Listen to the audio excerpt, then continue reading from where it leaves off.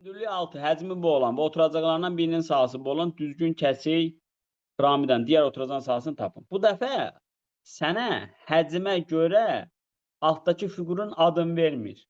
Etiraz da bilmir. Sahasını istəyir. Onda nə edirsən? V bərabərdir. 3'də 1 H vurulsun. S1. S1 var 18. S2 yoxdur. S deyirəm bir ona.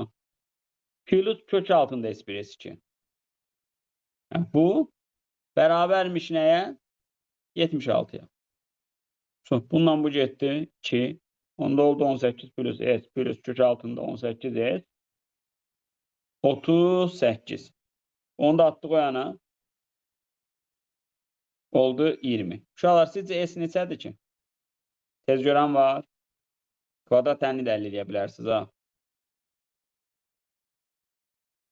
2'dir də balalar. Niyə 2'dir? Bu da 2 plus 2'dir yoxsa? Yox. Kvadrat tənini əldə eləməlisiniz. Neçə seçək? 12 mi seçək? 8 deyim. Yox. 8, 8. S8. 8 plus bundan da nə çıxacaq? 12. Ya da kvadrat tənini əldə edin. Anladın? Bəli.